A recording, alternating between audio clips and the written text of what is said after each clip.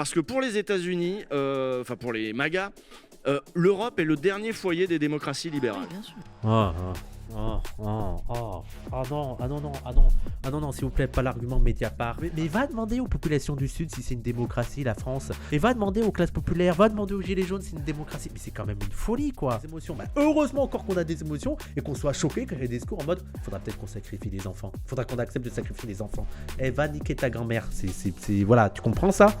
Voilà, amène ta grand-mère sur le champ de bataille. Et salut YouTube, on va regarder Usul qui prend une sauce sur Twitter.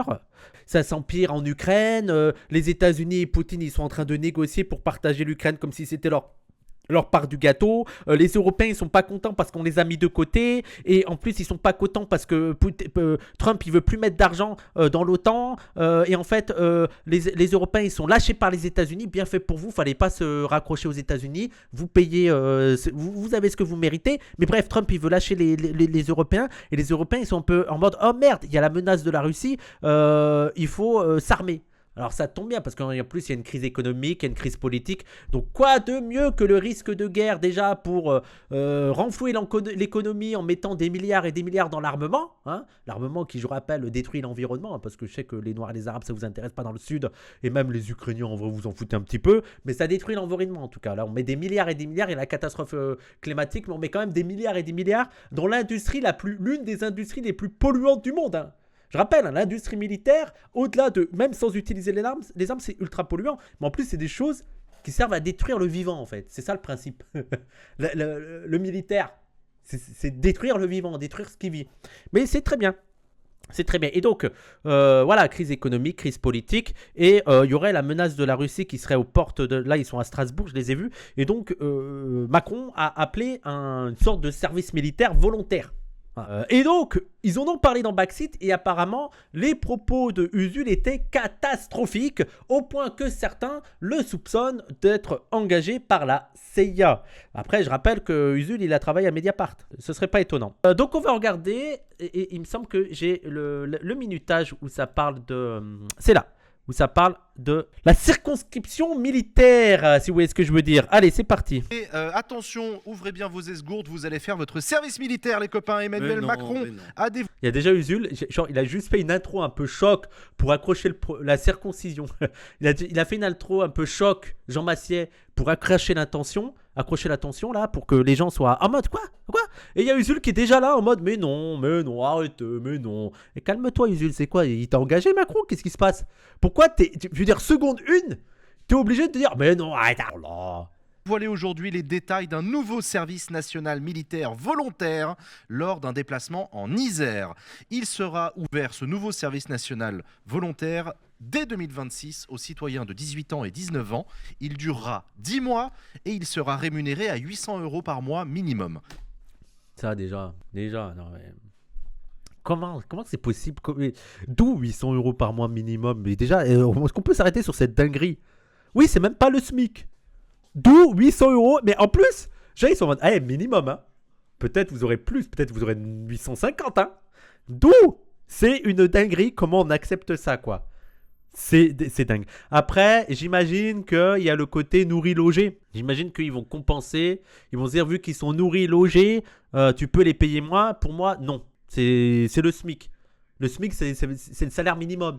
Je sais pas, c'est dans le mot, en fait.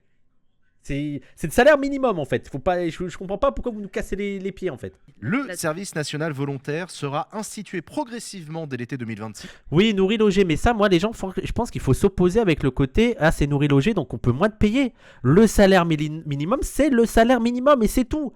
Il n'y a pas à laisser des négociations de la part, que ce soit de l'État ou du patronat, parce que le patronat pourrait prendre aussi cette excuse, pour moins te payer. Ça s'appelle salaire minimum.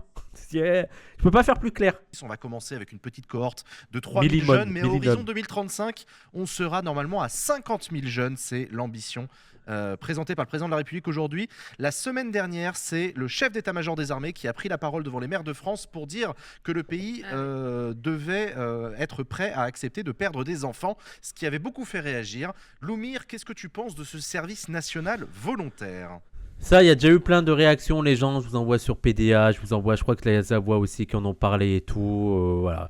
Moi, mon impression, c'est que surtout, au-delà de la guerre, moi, ils préparent surtout face au fascisme, avec la montée en puissance de la gauche, avec la montée en puissance de la crise économique et tout, ils préparent surtout la volonté de l'union nationale, et donc il faut créer un ennemi extérieur, que ce soit le russe, et aussi intérieur, les musulmans. C'est surtout ça, quoi.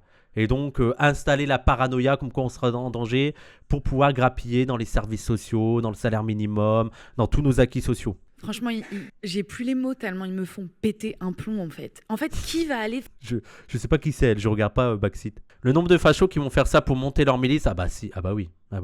Après, le problème des fachos, c'est que la menace extérieure, c'est russe. Et en fait, je sais pas à quel point... Parce que dans d'autres temps, tu arrives à faire coïncider la menace extérieure avec la menace intérieure. L'ennemi de l'intérieur, il est en lien avec l'ennemi de l'extérieur. Là, ce qui nous sauve un peu, niveau fascisme, c'est que l'ennemi d'extérieur, c'est la Russie, et l'ennemi de l'intérieur, c'est les musulmans de France. Et donc, c'est un peu difficile de coupler les deux, tu vois, d'essayer de faire un lien entre les musulmans de France et la Russie. Heureusement qu'on n'est pas en tension avec, je sais pas, l'Arabie Saoudite, ou parce que là, on serait dans la merde, hein, je vous le dis. Hein, là, il y aurait déjà le fascisme, hein, parce que ça aurait été facile de faire le lien entre les deux. Mais là, c'est compliqué, quoi. Là, c'est compliqué. Et en plus, le problème aussi, c'est que l'ennemi de l'extérieur, les fachos, ils l'aiment bien. Voilà, c'est ça où ça nous sauve un petit peu pour l'instant. Ce truc. Mais qui est-ce qu'on pense? Ben voilà, on sait. Est-ce que quand Glucksmann il nous dit oui, les enfants, c'est ces enfants qui vont aller faire le service militaire? Attendez, elle a très très bien imité Glucksmann. Regardez cette imitation de Glucksmann.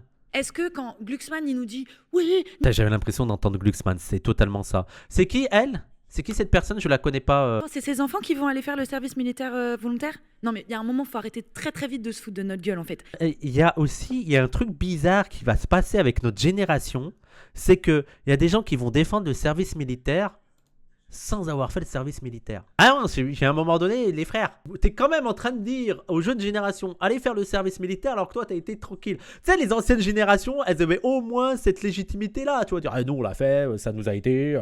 Oui les gars, nous on l'a pas fait, hein. Je vais pas demander aux jeunes de le faire, hein. Moi je voulais pas le faire. Hein.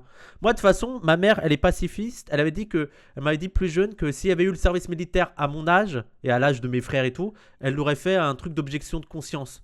Bref, elle a fait un truc pour qu'on fasse pas le service militaire. Mais quand même, faut qu'on se calme, quoi, les gars. Ça va être nos jeunes, les jeunes de nos villages. Ça va être les jeunes qui sont déjà en train commencés à être propagandisés par un espèce de truc complètement guerrier, mascu, où on leur dit qu'en fait, t'es jeune, t'es pré-guerre. Bah vas-y, va faire la guerre, parce qu'en fait, qu'est-ce que tu vas faire d'autre? Putain, mais en fait, on n'a pas autre chose à... Après, est-ce que vraiment ça va toucher surtout les classes populaires? Moi, j'ai l'impression que ma take les gens sur le service militaire tel qu'il est développé aujourd'hui, peut-être que je le dirai plus tard avec les interventions de Macron, c'est que au contraire, il voudrait quand même une élite.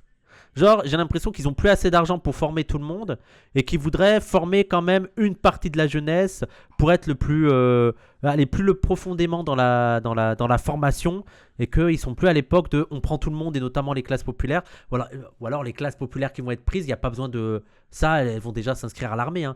Les gens, moi, de toute ma vie, l'armée, ça a été pour beaucoup de gars dans mon quartier la porte de secours. Hein. C'est pas quelque chose de nouveau. Hein. Parce que là, on a l'impression que ça y est, avec ce service militaire, c'est les jeunes de quartier qu'on va aller voir, les pauvres, ceux qui sont... Mais moi, je pense que j'ai 5-6 exemples en tête de jeunes avec qui je traînais qui ont fini à l'armée. Parce que pas de diplôme, pas de travail, rien. Et l'armée, ça paye, quoi. Hein, c'est déjà le cas. Hein. C'est déjà le cas. L'armée, ça fait déjà des années qu'elle va voir chez les jeunes prolos pour les recruter. Quoi. Proposer à nos gosses que de faire ça, on n'a rien d'autre à leur donner. En l'occurrence, c'est pas une politique jeunesse, hein, c'est une politique défense. Oui, ouais, mais enfin, en vrai, ça... Attends, comment ça? C'est quoi? Attends, c'est quoi le... Comment ça? C'est quoi le... Pourquoi... C'est quoi sa contradiction, là? Attendez, on refait? À leur donner... jeunesse, hein, c'est une politique défense. Oui, enfin bon, c'est surtout les jeunes qui sont visés, là, c'est... Alors attention, c'est pas le ministère de l'Éducation nationale, hein, c'est le ministère de la Défense. Oui, ok, mais c'est quand même les 18-19 ans qui sont principalement visés. Qu'est-ce que... Je l'ai mouché, oui, il est en mode... Ah, je t'ai mouché là, attention. Hein. Tu n'as pas lu le papier en fait, hein. C'est la défense. Et les gens, j'ai aussi appris, dites-moi si c'est vrai, que maintenant il y a des classes défense. C'est-à-dire que parfois, Et surtout, c'est pratique parce que tu peux pas trop remplacer les profs. Parfois, c'est des gendarmes qui viennent dans les cours. C'est vrai ou c'est pas vrai? Ils appellent ça classe défense. C'est une folie. C'est vrai. Et pour apprendre le risque, d'accord. Info de chat, les gens à vérifier s'il vous plaît. À vérifier. Oui, c'est réel. En 3e, je crois, genre, t'as une sorte de spé. C'est pas une politique pour régler des problèmes de jeunesse, mais pour la défense. Peut-être c'est ça qu'il voulait dire. Bon, tu peux. Les deux ne sont pas contradictoires. Hein. Les classes de défense en 3e. Bah, il y a la police et l'armée qui viennent dans les lycées. Ouais, c'est ça. Des classes de défense en 3e. Voilà, donc ça existe. Moi, j'ai eu des policiers à l'école chaque année. Et pourquoi il y a des policiers à l'école? Je comprends pas. S'ils étaient allés à l'école, ils seraient pas policiers en fait. J'aimais bien ce discours petit. J'aimais bien. Quand tu étais bon à l'école, tu devenais pas policier. Oui, ouais, mais enfin. Oui, le ministère veut en faire en priorité en zone rep. Veut le faire en priorité en zone rep en plus. En plus, c'est bien pratique, hein, vu que bon, les profs, c'est un peu plus cher. Voilà, quand il manque un prof, tu mets un gendarme, quoi. Et voilà. Et apprends-leur la vie, là, ces petits 3e, là. Vrai, ça va être quoi? Depuis 3 ans, les classes défense, c'est une folie. C'est une folie. Et les profs, putain de nazis que vous êtes, les profs. Ils sont devenus quoi, les profs de gauche?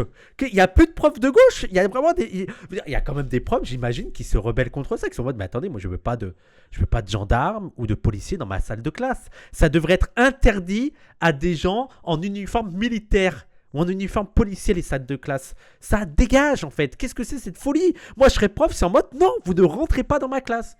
Vous ne parlez pas à mes élèves, vous dégagez. Donc pour les profs de faire croire qu'ils sont pas flics après, bah ils doivent se voir en collègue. Hein. Ça va collègue, ça va? Toi aussi t'as une intervention, ouais. Ah putain. Bah on parlait de... Ils se sentent en sécurité comme ça. Ça tout à l'heure, entre 18 et 25 ans. Bah, moi les jeunes chez moi, tu leur dis, hey, tu veux aller gagner 800 balles? En plus pour... on vit aussi dans... Personne m'a encore dit qui c'était elle. Hein. Je ne sais pas qui c'est cette personne. Hein. Une société qui glorifie la violence de plus en plus auprès des hommes en particulier. Je suis désolée, mais un homme violent, ça va créer quoi? Ce truc, ça va... Moi, je suis désolée. On est d'accord que c'est mixte, hein, le service militaire, là. C'est pas seulement les hommes qui sont visés, hein, il y a tout le monde. Après, oui. Dans une société patriarcale et viriliste, je pense qu'on va donner les tâches les plus violentes aux hommes. Je me demande s'il doit certainement exister des études qui montrent un peu la répartition genrée des tâches dans l'armée, quand bien même cette armée est mixte. J'imagine qu'il y a... Oui, ce l'angle est un peu ridicule, un peu whipping, elle en vient tout de suite à la virilité et tout. Allez, à la rigueur, je veux bien l'accepter, même si pour moi, c'était pas le point principal. Mais allez, à la rigueur, voilà. Ça va être une fabrique à hommes violents. Un homme violent, ça fait quoi? Oui, moi, c'est pas ça le vrai problème. Ok, fabrique à hommes violents, mais il n'y a pas... Tu sais, je veux dire, ça fait 30 ans qu'on n'a pas de service militaire. Il y a quand même des hommes violents, hein, t'inquiète pas. Hein, je veux dire, c'est pas... Ça va pas changer le truc. Hein, il y aura toujours des hommes violents. Pour moi, tu passes à côté du vrai problème. Je suis pas en train de dire que c'est fondamentalement faux ce que tu es en train de dire. Juste, tu passes à côté du vrai souci. Violent. Non, mais pardon. Mais c'est violent avec ça. Homme violent. Un homme violent, ça fait quoi? C'est violent. Elle étudie à Sciences Po Lyon. Sa mère est professeure d'histoire-géographie et son père est ingénieur.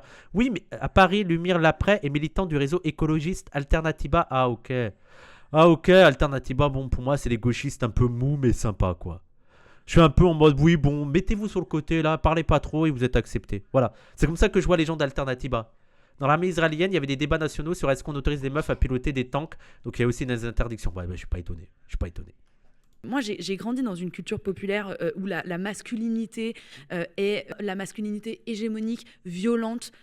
Oui, d'accord. On peut revenir sur le service militaire, l'augmentation du budget de l'armée. On peut revenir sur ça, le contrôle de la société, les flics dans l'école. On peut revenir sur ça, s'il vous plaît? Et au même moment où on dit on est en train de couper des ronds au service civique, alors que le service civique, ça accompagne des jeunes, il y a un accompagnement social, il y a un accompagnement... Service civique, c'était quoi? C'était le SNU, là, leur truc de merde, là? Accompagnement de jeunes à prendre soin des autres. Ça soutient des assos. Putain, et non, par contre... Waouh, on va se calmer sur le langage, là. Toi, t'as fait le service militaire pour être aussi violente, c'est pas normal. Hein. Des ronds pour qu'ils apprennent à servir de FAMAS. C'est ça le projet, en fait. Notre projet de société. Les gens, moi, je suis pas... je trouve qu'elle a pas fait la meilleure critique du service militaire, mais je suis plutôt dans son camp, elle. Hein. Je suis quand même rassuré que même à Alternatiba, on soit révolté par l'imposition de ce... Enfin, l'imposition, il y a des gens qui vont dire, non, ils sont volontaires.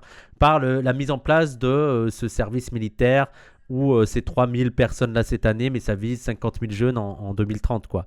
Et il y a aussi les évolutions, parce que je connais, parce que aussi il faut voir les évolutions possibles. Je rappelle le CNU, quand on disait à l'époque du CNU que ça ressemble quand même au début d'imposition du service militaire. On nous disait, mais non, vous êtes parano. Faut pas oublier. Faut pas oublier que petit à petit, ils nous font des trucs comme ça, parce qu'ils peuvent pas les imposer. Le SNU, pardon, j'ai dit le CNU, pardon, le SNU, le service national, je sais pas quoi, mon cul là, universel. Bref, quand ils ont imposé le SNU, on était déjà en mode ça va être le service militaire, ça quand même ça ressemble un petit peu. Et au final, on a quoi, le service militaire? Waouh, surprise, génial, c'est incroyable. Ah. Ils ont menti? Oh non. Société, c'est ça? Plusieurs sondages réalisés ces derniers mois montrent que près des 3/4 des Français sont favorables au retour d'un service national, même volontaire. Les sondages. Ça, c'est comme l'uniforme à l'école, c'est toujours très populaire, vu la pyramide des âges de notre pays. Oui. Oui, voilà. Ouais. Moi, j'aimerais bien avoir les détails des gens qui sont favorables. Et aussi, moi, je serais pour un service civique, mais un véritable service civique, tu vois, où tu es bien payé. Ça dégage l'armée, hein, pas de trucs dans l'armée et tout, mais je sais pas, de lien avec les personnes âgées, sur l'environnement. Il y a tellement de choses à faire.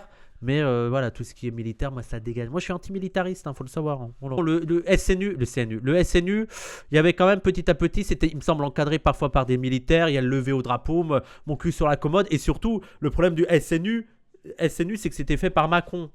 Et que tu sentais que ça allait déjà se dériver vers... déjà, c'est mal payé.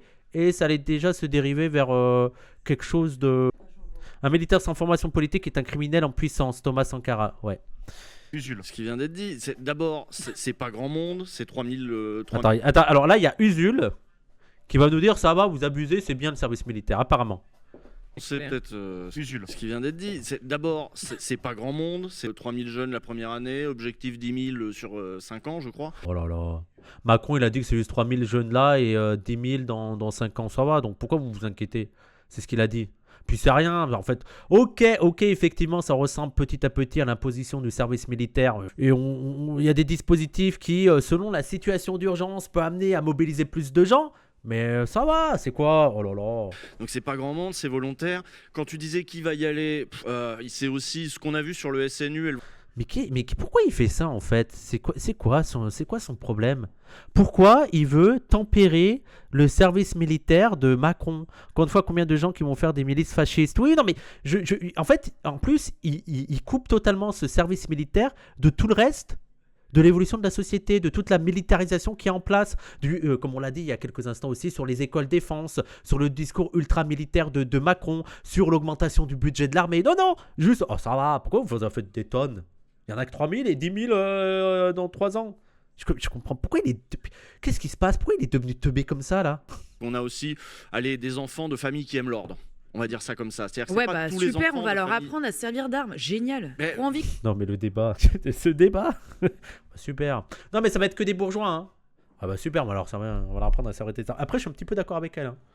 Je trouve ça encore moins rassurant que ce soit que des gosses de bourgeois qui aillent faire l'armée, en fait. Que ce soit les seuls à pouvoir se servir d'armes. En fait, je la rejoins. Mais pas pour les mêmes trucs qu'elle. Mais si en plus, c'est même pas les classes populaires qui savent se servir d'armes, voilà. Les fachos, ils savent se servir d'armes. Moi, en fait, je te rejoins. Je suis désolé d'avoir rigolé tout de suite, madame. On part au SNU.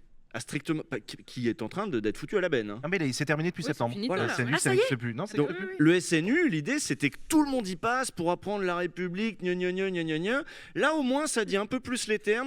C'est pas censé concerner tous les gamins. Mais il essaye de se rassurer, là. Qu'est-ce qui se passe? Pourquoi C'est quoi son truc? Il est en mode, tant mieux, Macron, il a pas dit... De toute façon, les gens, dites-vous que c'est impossible de faire un service militaire obligatoire pour tout le monde aujourd'hui parce que l'armée n'a pas les moyens. On n'a pas les moyens, on n'a pas les structures on n'a pas les lieux pour les héberger, on n'a pas assez de personnel pour s'en occuper. C'est de toute manière impossible. Tu sais, on est en mode, ça va, mais oui, mais c'était pas possible de toute manière. Ce n'était pas possible. Il faut se demander si là, ce service militaire-là, tel qu'il est en train de le faire, est le maximum possible vu les moyens qu'ils ont en leur possession. Et surtout, vu je pense aussi que il faut voir aussi la transformation du monde militaire. Moi, je serais moins un expert sur ça. Il faudrait peut-être qu'on appelle Serfati, mais que l'armée, elle a changé. Le monde, il a changé, l'armée, elle a changé. Et donc, on n'a pas forcément besoin, dans l'état actuel, de beaucoup de gens qui sont formés au maniement des armes, mais de spécialistes sur le maniement de certaines armes, sur le maniement de certaines manœuvres, sur certaines structures. Voilà, il y a aussi, je pense, un changement par rapport à ça. Ils vont réquisitionner des accueils de jour. Usul, ça ne le concerne pas, donc c'est OK. Oui, bah là, tu vois, il a quel âge maintenant, Usul? 40 ans. Bon, ça va, ces petits jeunes, ça va leur faire du bien. Voilà, et c'est dans un contexte ils voudraient choper, alors c'est ce qu'ils disent, ils voudraient arriver à détecter les jeunes talents qui pourraient être les pilotes de drones de demain s'il y a la guerre. Là, il ne s'agit pas d'aller dans les tranchées, il s'agit d'essayer de trouver les hackers. Après, les critiques antimilitaires, justement, c'est une voie de formation de l'armée pro, c'est-à-dire Technolapin. 40 ans et pas de cause. On a la bombe nucléaire, la vision de l'armée du 19e siècle de projection des frontières ne fonctionne plus. Oui, mais surtout quand tu parles de la menace de la Russie. Non, mais s'il y a des gens qui craignent une mobilisation générale là, c'est pas ça qui se passe, mais c'est pas moins inquiétant. En fait, ce qui est inquiétant, c'est que je pense qu'on va y venir parce que je crois qu'il va parler de la Russie et tout, mais il voit pas dans le contexte international, mais surtout pour moi le contexte national, de monter en puissance des contestations en France et notamment de la part de la gauche, et que là, on est en train de militariser la société pour qu'au cas où qu'il y ait une contestation un peu trop virulente, on soit là en mode oulé, on va vous serrer la vis là. Déjà, on va vous serrer la vis en vous tapant dessus avec les nouveaux armements qu'on a, les trucs de défense. Et en plus, on va vous taper dessus en légitimant le fait que la République, la nation est en danger, en fait. C'est ça, moi, que je trouve inquiétant, en fait. Au-delà de c'est pas tant la guerre avec la Russie que ça qui m'inquiète. De demain et je sais pas quoi, c'est en tout cas ce qu'ils disent, mais on n'est pas sur j'entends un petit peu, on va tous aller mourir dans les tranchées, on envoie nos gamins. Non, c'est pas ça le. Ok, génial, super. Non, mais ok. Je comprends pas son objectif là. Il est presque en train de dire ça va, ça aurait pu être pire, quoi. L'ambiance, de toute façon. Donc bon, faut un petit peu tempérer. Et puis l'idée, c'était de dire est-ce qu'il y aura une confrontation dans 3 ou 4 ans avec les Russes? C'était ça le truc, hein. Et c'est sûr que si tu regardes les Ukrainiens, eux, les gamins, ils font un roulement. Il y a même les vieux qui essaient d'aller à la guerre pour pas que les gamins retournent trop sur le front, etc. Ouais, si la guerre se présente, oui, mais l'Ukraine, l'Ukraine. Bah, on n'a pas. Non, mais pardon, mais moi je suis désolée. Tant que. Bon, déjà, on n'a pas de frontière commune, mais et donc, je comprends pas où il veut en venir. C'est vu qu'il y a la guerre en Ukraine, faut aller les. Mais ça, c'est tout le débat sur l'armement de l'Ukraine. Est-ce qu'il faut armer l'Ukraine? Et moi, il y a un truc moi qui me fascine, c'est, je veux dire, mais moi, dans l'absolu, il y a des gentils qui sont attaqués par des méchants. Je serais pour armer les gentils pour qu'ils attaquent les méchants. Et je serais tendanciellement à me dire que l'agresseur, c'est la Russie et l'agressé, c'est l'Ukraine. Mais dans le monde de la réalité véritable tel qu'il est aujourd'hui, Usul, le plan que tu proposes, c'est que la France, pays impérialiste, s'arme pour aussi armer l'Ukraine et pour se défendre. Donc là, on est quoi? On est en mode, faut défendre la France impérialiste? Je comprends pas ce raisonnement. Et si c'est vraiment les droits de l'homme, pourquoi on livre pas des armes à la Palestine? Tu vois, par exemple, pourquoi on livre pas des armes à d'autres nations qui sont agressées? C'est bon là, ce truc de ouais, l'Ukraine souffre. Et donc, si l'Ukraine souffre, faut armer un pays qui fait souffrir d'autres pays, c'est-à-dire la France. Je comprends pas. Usul, agent de la CIA, oui. On n'aura pas vraiment agi diplomatiquement sur la Russie parce que pour le moment, on a gelé les avoirs, mais on ne les a pas confisqués. Il y a plein de trucs qu'on peut faire. Peut-être qu'il est pour quoi, Uskir, peut-être qu'il est pour quoi? Encore. Bon, on se désarme pour armer l'Ukraine, donc ça paraît... on se désarme pour armer l'Ukraine. Les gens, moi, je pense que ce qu'on livre surtout aux Ukrainiens, c'est pas non plus... Moi, je ne crois pas que la France est en train de totalement se désarmer au profit de l'Ukraine. Je pense que là, parfois, je trouve que parfois, vous êtes un peu naïf sur les intentions françaises, comme si l'armée française était prête à se sacrifier sur son armement pour l'Ukraine. Je pense qu'on leur vend les trucs qu'on n'utilise pas trop. Et surtout, ce qu'il ne faut pas oublier, c'est que tout ça, les Ukrainiens, ils vont devoir le rembourser. Ils vont devoir le rembourser. On voit déjà les États-Unis qui veulent se prendre des terres, qui veulent avoir l'accès à des ressources. Et en fait, les Européens jouent aussi avec ça. N'exagérons pas la philanthropie des Européens. Et Usker, tu me dis, oui, mais Usul, il est aussi pour l'armement de l'Ukraine. Mais ça, c'est de la Palestine. Ça, c'est l'argument donné par certains du NPA.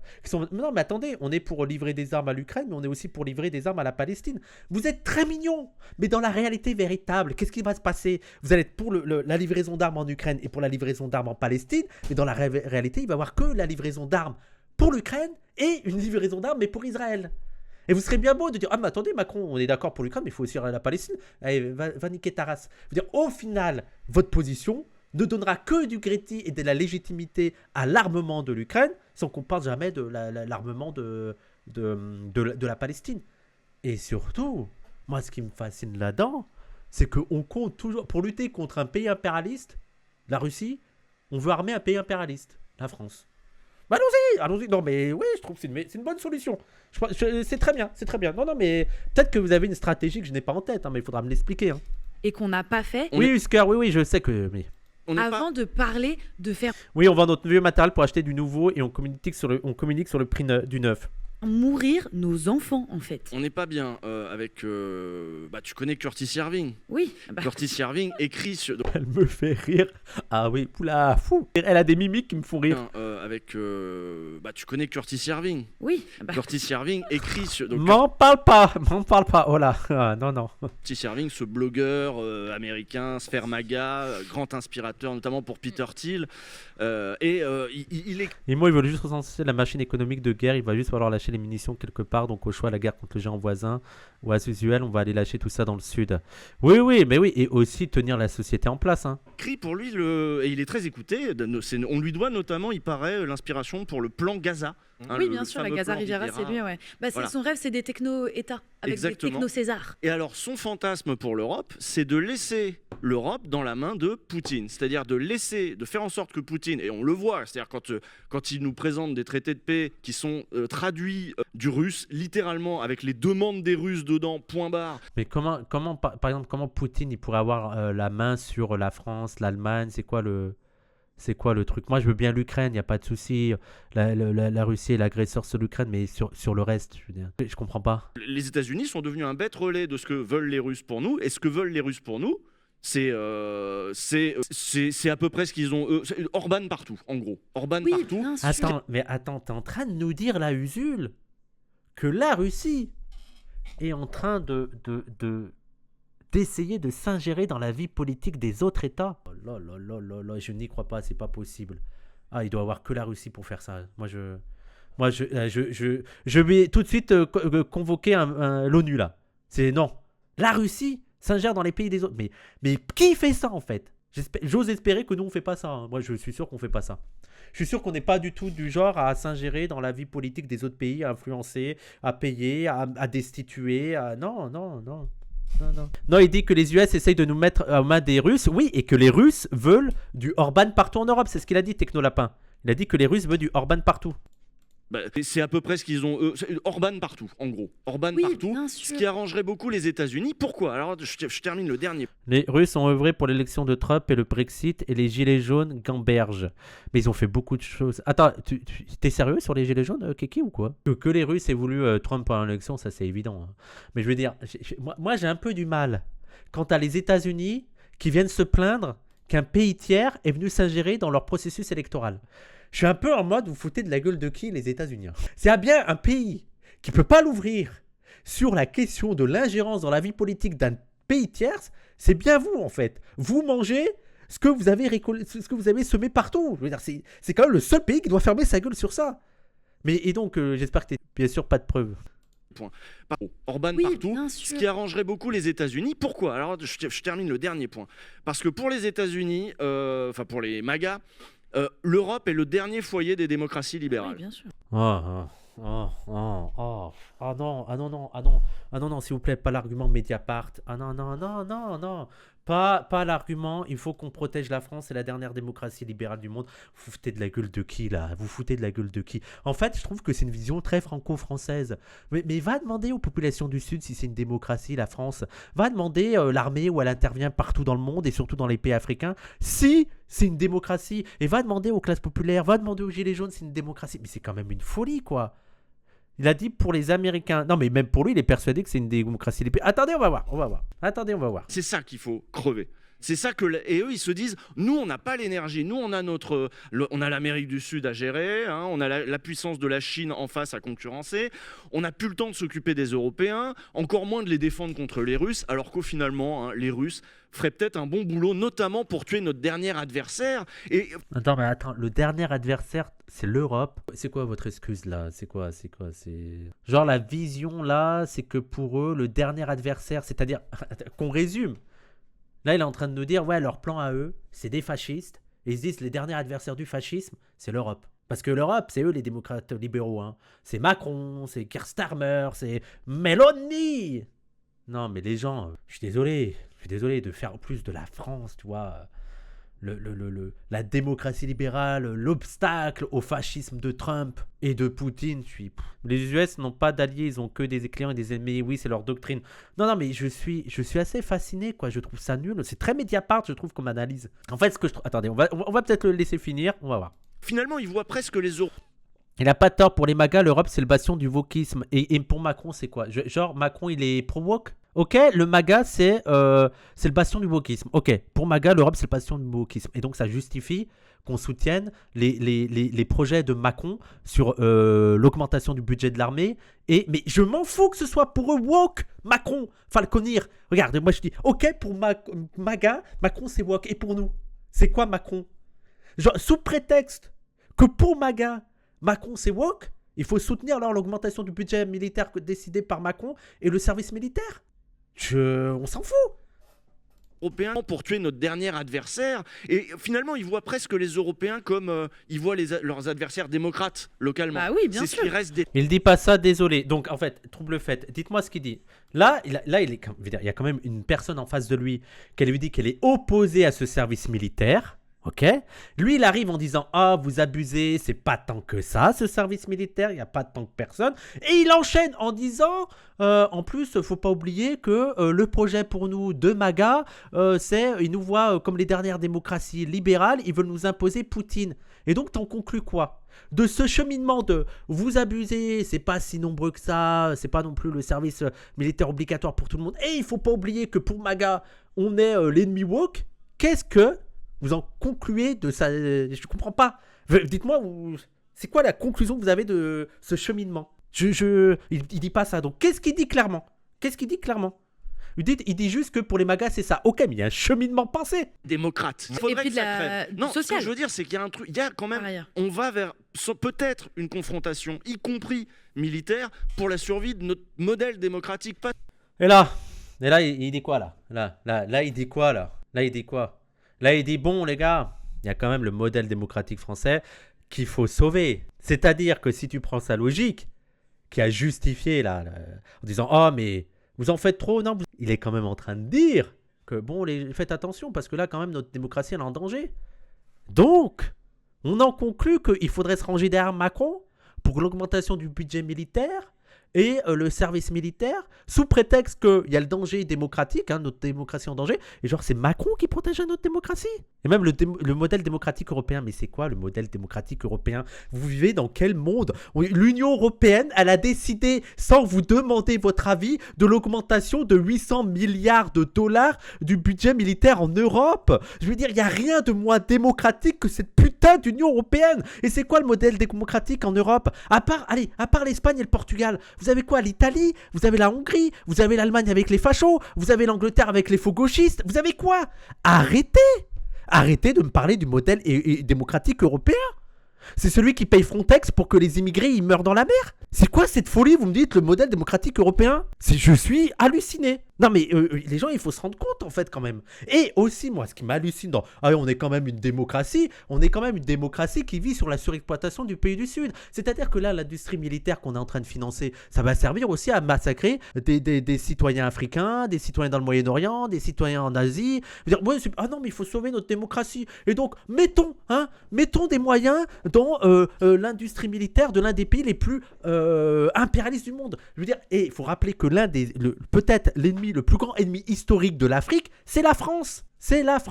Et donc, on va donner de l'argent et on va augmenter le budget militaire d'un pays totalement impérialiste qui continue des interventions militaires. Je rappelle que beaucoup de gens se moquent de la Russie avec sa dénomination de la guerre en Ukraine, où ils parlent d'intervention militaire. Non, c'est quoi mission militaire? Je ne sais plus le terme qu'ils utilisaient. Et c'est à peu près les mêmes termes qu'on utilise nous en Afrique. On a les missions à Berkane et tout, on utilise le même. Voilà, c'est les opérations spéciales. On est dans la même sémantique. Donc là, en fait, il faut aussi décentrer le regard. C'est-à-dire que nous, en tant que Français, de gauche, on va soutenir un projet de financer l'une des l'armée les plus meurtrières dans le monde, une des armées qui a massacré des populations dans le Sud, sous prétexte qu'il faut sauver notre modèle démocratique. Non mais Barkhane, mission Barkhane, pardon. Demande à la Kaneki ce qu'elle en pense de l'Europe. Non mais voilà, l'Europe, la démocratie de l'Europe. Non mais en fait, c'est un peu le problème. C'est ce que j'ai toujours pointé chez Mediapart, ce qu'on a toujours pointé chez Mediapart, chez Plenel, c'est que ils ont un petit peu conscience que la France est un petit peu impérialiste. Ils ont un petit peu conscience que l'Occident c'est un peu impérialiste. Ils ont un petit peu conscience que les États-Unis c'était un peu impérialiste. Alors ça l'est beaucoup plus avec Trump, mais ça l'était un peu moins avec Biden. Mais quand même, notre impérialisme il est plus cool que celui des Russes et des Chinois. C'est vraiment leur point de vue. Ok, on est impérialiste, mais on est quand même plus sympa. On est quand même plus sympa parce que dans notre pays, on garantit la démocratie. Enfin, la démocratie pour qui, pourquoi, pour comment. Tu vois, pour les classes populaires, c'est un peu plus compliqué, hein. Mais voilà. Nous, on a quand même un démocrate. On est des impérialistes. Quitte à choisir un impérialiste, autant choisir le nôtre. Non, mais je veux dire, c'est bon, là. Il y a un moment donné, c'est bon. Moi, je suis lâché. C'est des anti-impérialistes soft. Ah oui, très soft. Faudrait pas remettre en cause le mode de vie impérial. Non, mais je suis éberlué, quoi. Je suis éberlué. On est presque à 2 doigts de se dire que, peut-être que là, nos démocraties sont en danger. Alors, surtout que je veux dire, au final, c'est quand même Macron qui est à la tête de ça. Donc, tu as déjà Macron qui est à la tête de ça, là. C'est l'un des présidents les plus illibéraux qu'on a eu depuis des années et des années. Hein. Il faut quand même le dire. Le gars, il se prend pour un empereur. Mais en plus, il y a le risque d'avoir le RN dans 2 ans. Donc, je pense que s'il y a bien un calcul catastrophique à faire, c'est d'ouvrir la voie à ce service militaire et à cette augmentation budgétaire de l'armée. Et enfin, donc là, je parle de la question internationale. Mais oui, tu t'opposes à la seule démocratie du Moyen-Europe. Mais donc là, je parle de la question internationale, mais il y a aussi la question nationale. Et qu'on ne se rend pas compte que, déjà, rappelons que la France est la 2e plus grande productrice d'armes dans le monde. Là, on est quand même en train de mettre de l'argent dans l'industrie la plus polluante qui soit, mais qui a pour fonction juste de détruire le vivant. Hein, rappelons-le. Et nous, on vend à tout le monde, hein, on s'en fout, on vend à l'Arabie Saoudite. Ceux qui nous achètent, on leur vend, on s'en bat les couilles. Et enfin, il y a aussi la question nationale. Vous croyez que ça ne va pas servir au CRS ici, l'armement les flashballs, tout ça, vous croyez qu'il n'y a pas à avoir de l'argent là-dedans pour réprimer les mouvements sociaux? Et d'ailleurs, dans les rapports, ils le disent, hein, qu'il va y avoir de fortes contestations par rapport à cette augmentation du budget militaire, par rapport à ce service militaire, par rapport à l'idée, parce que si tu augmentes le budget de l'armée, tu coupes dans les services sociaux, tu coupes. Il faut savoir que c'est la première fois depuis des années, je crois que la première fois je sais plus, on en avait parlé dans le stream anti-impérialiste, mais cette année, le budget de la défense a dépassé le budget pour l'éducation nationale. C'est symboliquement fort. Symboliquement, c'est énorme. On met plus d'argent dans la défense que dans l'éducation nationale. De la 5ème République. Merci CRM. Merci CRM. C'est une dinguerie. Et il y a Udul qui dit oui, mais notre modèle démocratique. Mais si notre modèle démocratique, c'est aller dans un truc fasciste où on met plus d'argent dans l'armement que de la défense, ça dégage. Et en plus, d'où je vais défendre la démocratie macronienne, d'où je vais défendre la démocratie de la 5ème République qui n'est pas démocratique. N'appelle pas ça la défense. Oui, mais c'est la dénomination officielle, ça s'appelle comme ça officiellement. Seulement pour la sauvegarde de l'Ukraine et de je sais pas quoi. Et que ça, faudrait aussi peut-être peut-être une confrontation, y compris militaire, pour la survie de notre modèle démocratique, pas seulement... Voilà. Excusez-nous hein, les habitants du Sud, mais effectivement, notre armée détruit vos vies dans le Sud, mais là, on a quand même besoin de préserver notre modèle démocratique, donc on va mettre beaucoup plus d'argent dans l'armée. Et désolé à ceux qui ne trouvent pas de taf, désolé à ceux qui ont moins accès aux soins, désolé à ceux qui ont moins accès à une éducation de bonne qualité, il faut quand même sauver notre modèle démocratique. Tu vois, mais en plus, il y a aussi le contexte politique. Dans un autre cas, s'il y avait Mélenchon au pouvoir, s'il y avait plein d'argent dans les services sociaux, si on taxait les riches pour avoir des projets de loi et des mesures qui réduisent la pauvreté, qui permettent aux gens de bien vivre, là, je serais prêt à prendre au sérieux ces discours autour de la menace de notre modèle de démocratie, de notre modèle de société. Mais là, le modèle de société qu'on est en train de vivre, il est pourri. On est en train de galérer, on n'a plus de thunes, on n'a pas d'emploi, on est déprimé. On se lève le matin, on n'a pas envie de se réveiller parce qu'on n'en peut plus de ne pas pouvoir payer des trucs. Et là, il faudrait qu'en plus, on continue à faire des économies sur nous-mêmes hein, pour préserver notre modèle de société. Mais je m'en bats les couilles. Je m'en bats les couilles. Je vais faire la guerre, pourquoi en fait? Je vais serrer la ceinture pour acheter des armes, pourquoi? Pour continuer à galérer? Parce que là en plus, on va me demander d'encore plus galérer pour protéger notre modèle de société dans lequel je galère. Mais tiens, prends ça, va t'asseoir dessus. Non mais ils sont fous. Du coup on se fait envahir par la Russie. Ah mais ça me paraît tellement évident. Oui, la Russie, là, ils arrivent, là. Oui, voilà. Moi, je propose qu'on fasse le test. Allez, la Russie, ils arrivent. Allez, let's go, ça arrive. Non, mais... Et je suis pas en train de vous dire que la Russie n'a pas des velléités territoriales et tout, mais qu'il y a un moment donné, il faut pas non plus exagérer et ne pas voir l'entourloupe qu'il y a derrière. Et qu'en fait, l'objectif, c'est aussi de mettre au pas la population française qui est de plus en plus contestataire, participer à une unité nationale en érigeant un ennemi de l'extérieur et en agitant la peur de l'ennemi extérieur pour faire naître cette unité nationale qui va faire taire les contestations. Hein, parce que quoi de mieux quand la lutte des classes revient sur le devant de la scène, quand il y a plus en plus de gens qui sont en train de dire mais en fait, il faut taxer les riches, il faut renverser les puissants, que se dire oh là là, attention, on arrête tout. Alliance entre les classes, unité nationale, parce qu'il y a un ennemi de l'extérieur. Et en plus, il y a un ennemi de l'intérieur aussi. C'est nous, les Arabes et les Noirs et les musulmans. Les gens, il faut raison garder sur l'actualité politique. Rendez-vous compte de ce qu'ils sont en train de faire et que là, il y a une crise du capitalisme et que leur seule issue au capitalisme, c'est, vu la contestation qui est en train de s'élever un peu partout dans le monde, c'est dire la guerre.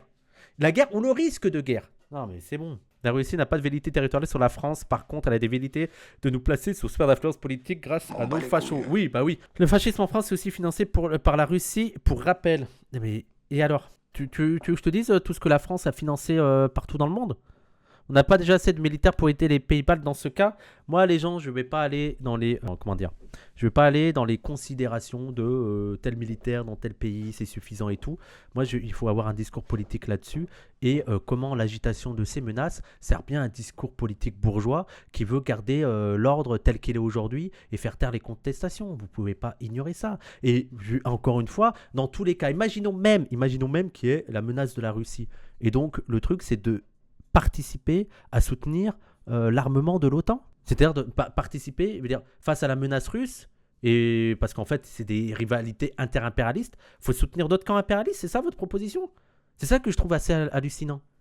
La seule alternative, c'est « Ah non, mais il y a l'impérialisme russe et chinois, donc il faut soutenir l'impérialisme occidental ». Moi, je suis halluciné de comment de plus en plus de gens tombent là-dedans. Je comprends pas. Je veux dire, surtout que c'est celui qui massacre aussi les populations dans le sud. Moi, je veux dire, quand Macron, pour moi, c'est la plus grande folie de tous les temps. Macron qui, dès le début de la guerre de l'Ukraine, a dit c'est le retour de l'impérialisme. Ah, le culot qu'il faut pour dire ça. Quelle est ton alternative, les gens ? Mais pour moi, c'est la contestation de l'ordre établi aujourd'hui. C'est une vraie gauche au pouvoir, une gauche qui est pacifique, une gauche qui est antimilitariste, qui est une critique de toute cette de l'industrie militaire. Mais rappelons aussi que la France, c'est pas n'importe quoi dans l'industrie militaire. Donc, s'il y avait vraiment une gauche en France qui mettait un holà à cette dynamique où de plus en plus de pays sont en train de s'armer et qui propose une troisième voie de discours, de dialogue, de diplomatie, ça serait quand même quelque chose d'important.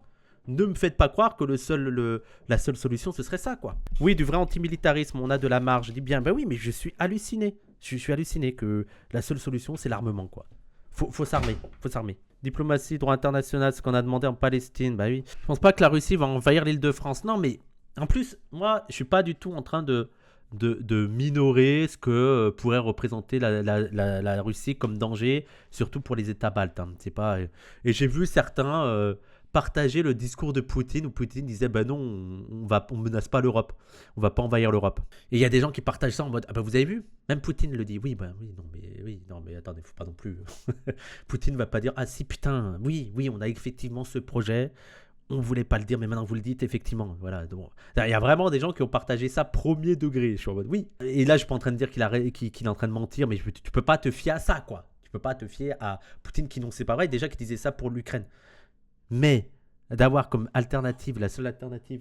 Oh mon petit cœur, qu'est-ce qu'il y a ? L'armement de la puissance occidentale qui a semé le désordre partout. Je trouve pas ça logique. Et même, en fait, les rivalités, je veux dire, la Russie et la Chine, qu'est-ce qu'ils font en fait ?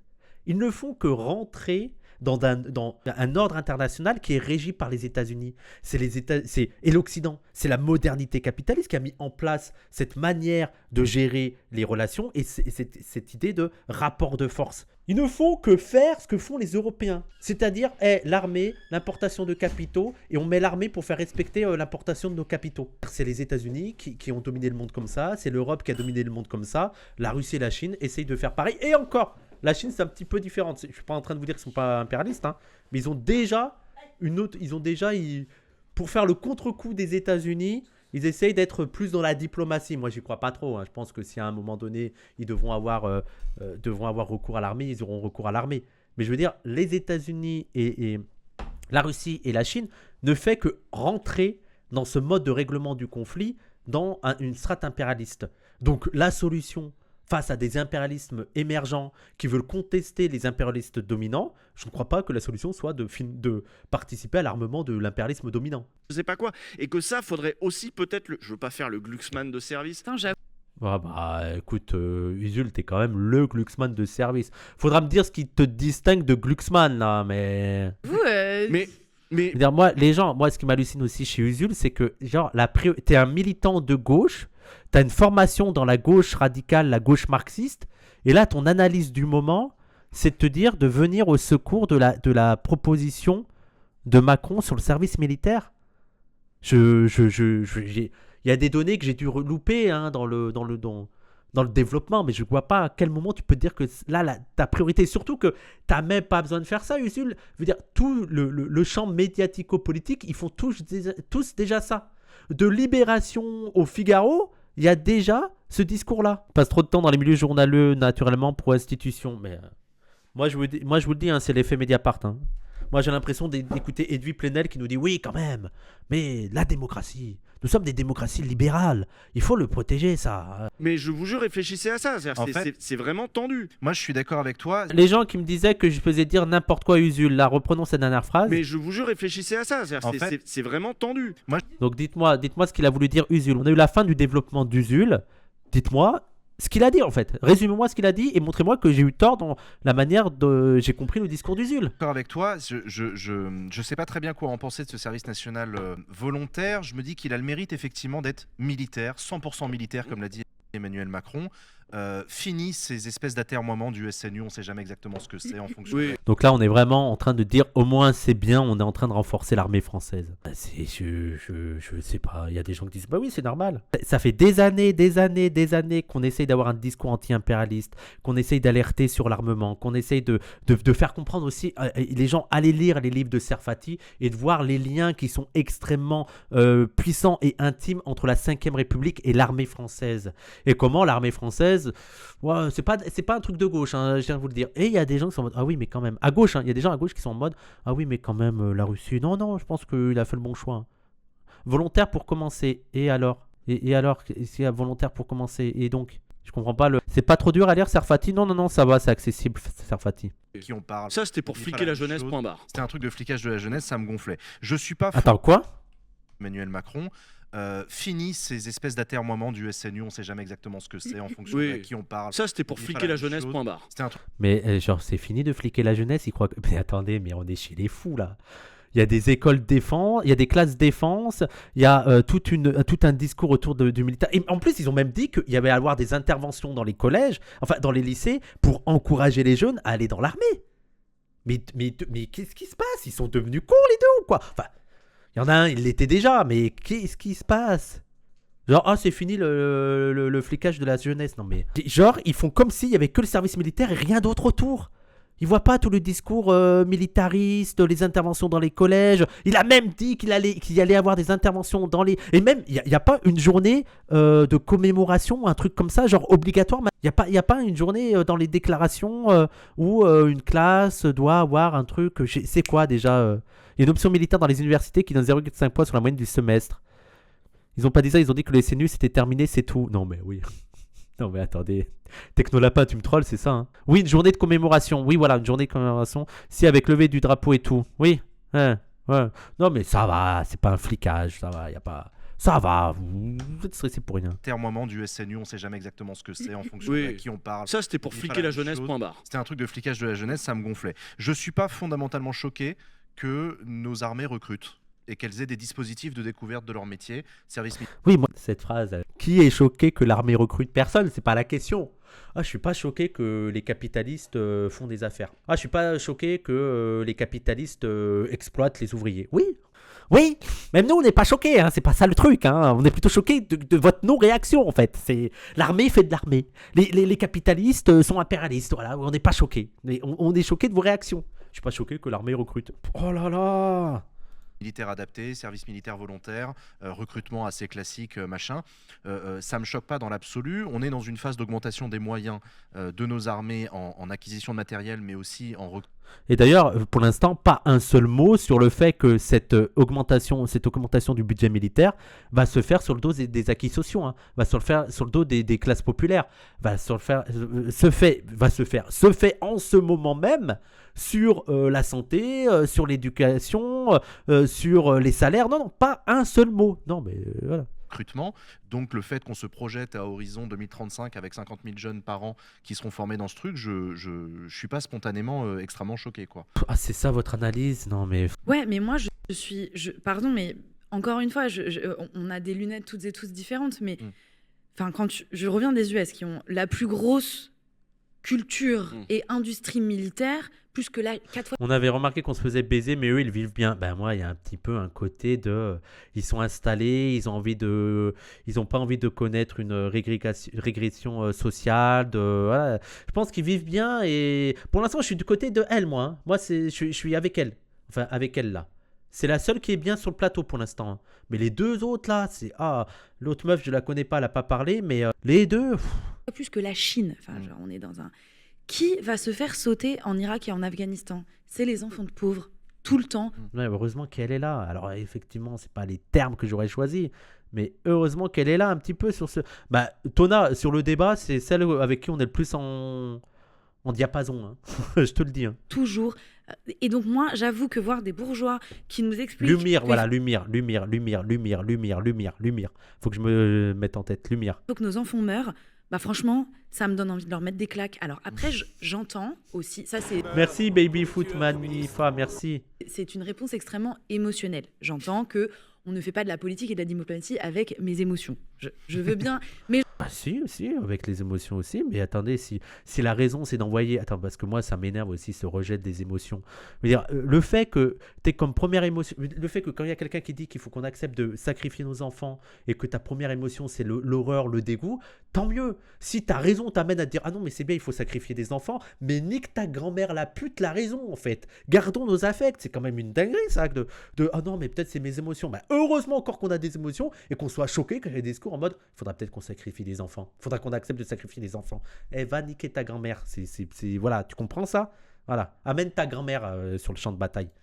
Je pense qu'il faut quand même dire ça. Mais je pense quand même qu'il... Merci beaucoup Mao Wazoke, merci. Mes émotions. Je veux bien, mais je pense qu'il faut quand même dire ça. Mais je pense quand même qu'il faut les poser parce que ça n'est pas anodin de voir des gens qui ne seront jamais concernés dans leur chair, dans le fait de perdre leurs enfants et de nous dire il faut qu'on donne nos enfants à la patrie. Mais ouais, bon, bref.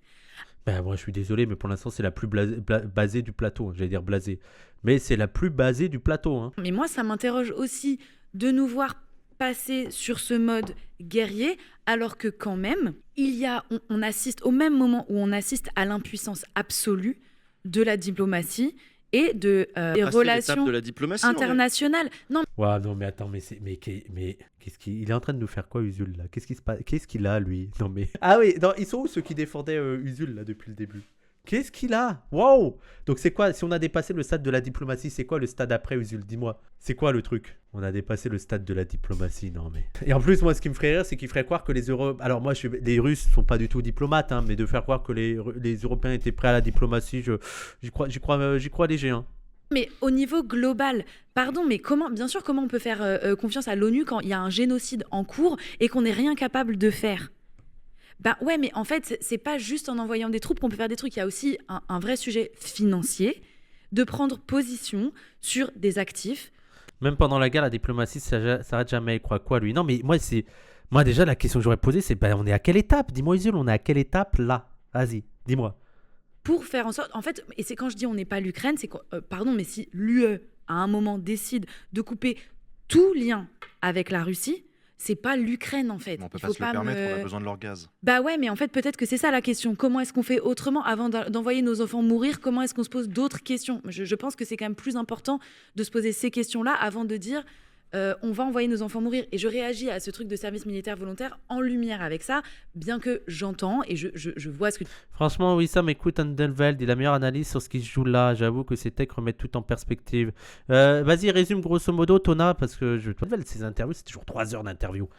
Tu veux dire, et on voit tous que c'est le retour de la guerre, en effet, et que c'est plus intéressant de... Ça aussi, il faudra qu'on fasse...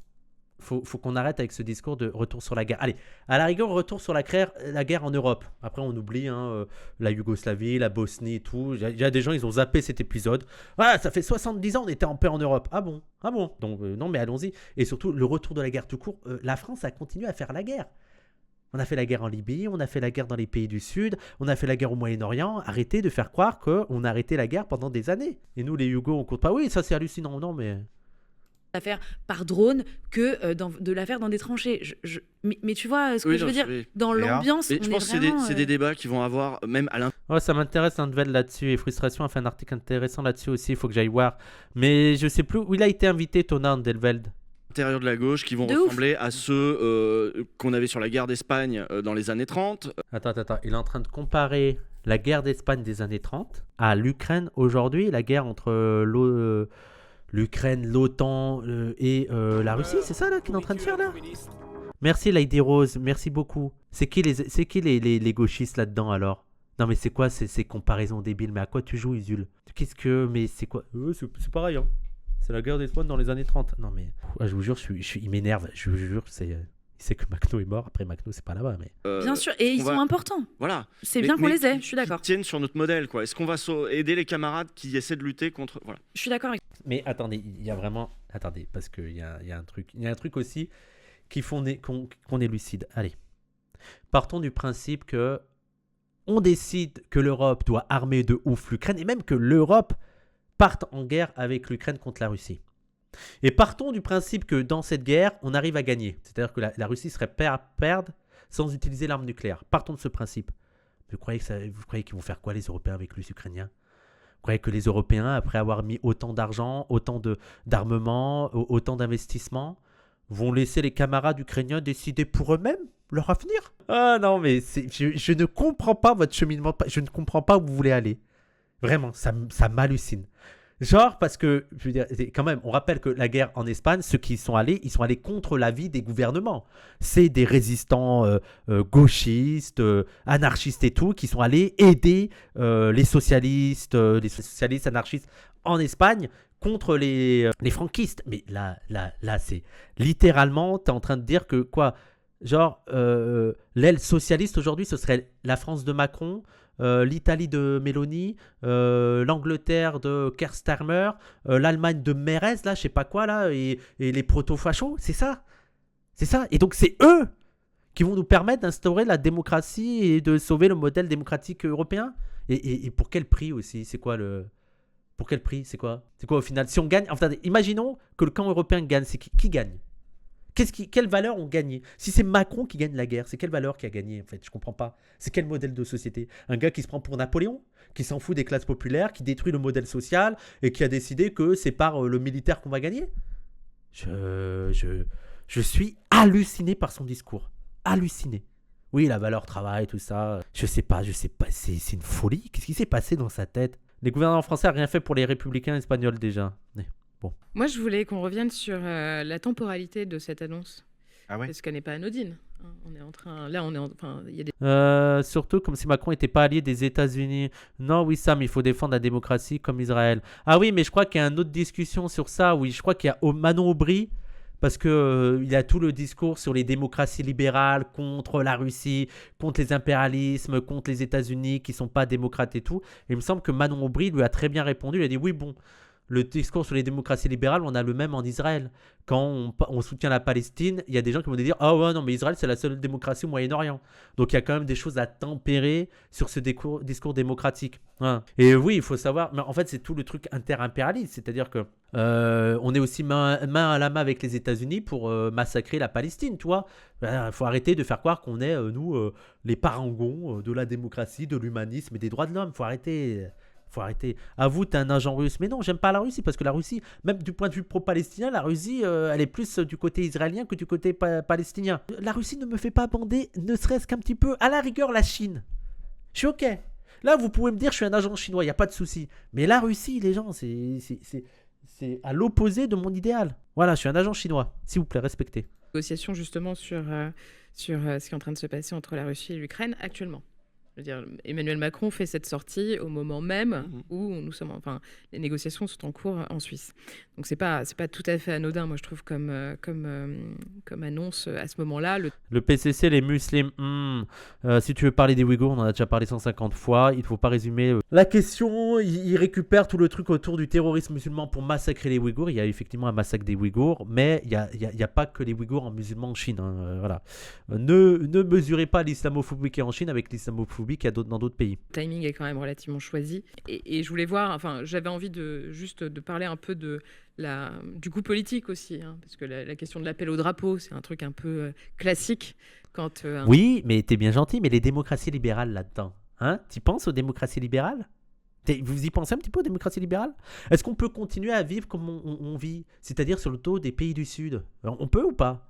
Un dirigeant sent qu'il est en train de perdre un peu d'influence et aussi, voilà, il a envie d'être fédérateur, de créer l'unité autour de ce projet. Je pense qu'il y a un peu de ça. Et puis d'ailleurs, il a dit qu'il fallait quelque chose qui, moi, m'a quand même un peu choqué, refaire le lien entre armée et nation. Et c'est ça aussi qui m'hallucine, parce que là, elle fait le lien entre armée et nation. C'est comment Usul ne voit pas comment ce discours militaire, ce discours sur le service militaire, tous ces budgets de l'armement, ne participe pas, comment il n'arrive pas à voir que ça participe à toute la fascisation de la société en cours. Je veux dire, à la rigueur, il croit à son rêve, il croit à son discours de les démocraties libérales et sauver l'Ukraine. Ok, mais comment tu peux pas voir que ça participe à cette fascisation en cours, à la répression des services, des mouvements sociaux, et que de plus en plus, on va avoir un contrôle de la société. C'est-à-dire qu'on va justifier parce que là, tout le truc autour des fake news, de la Russie, la guerre hybride et tout. Moi, je pense qu'effectivement, ça a lieu. Hein. Je pense qu'effectivement, la Russie mène des opérations de déstabilisation en France et partout en Europe. Mais comme fait très certainement la France, et les Occidentaux, et les États-Unis, et tous les Européens, que ce soit en Russie et partout dans le monde. Arrêtez de me faire croire qu'il n'y a que la Russie qui essaierait de déstabiliser d'autres pays qui ne vont pas dans le sens de leurs intérêts. Regardez juste au Venezuela, regardez ce qu'on a fait dans les pays africains. Je rappelle encore une fois que la France, elle, a été historiquement le plus grand ennemi de l'Afrique. Et donc, moi, il y a une manière de faire comme si la Russie faisait des choses que seule la Russie faisait, que je n'y crois pas. Et surtout, moi, ce que je crains, c'est que tous ces discours autour de la guerre hybride, des trucs des fake news, des agents russes, ça c'est une fake news russe et tout, déjà, ça va participer à la propagation par l'État de fake news garanties par l'État, mais surtout de la justification du contrôle de la liberté d'expression sur Internet et du contrôle de la vie privée des gens sur Internet sous prétexte qu'il y a la menace russe. Mais quand même, les gens, il faut être attentifs à ce danger-là.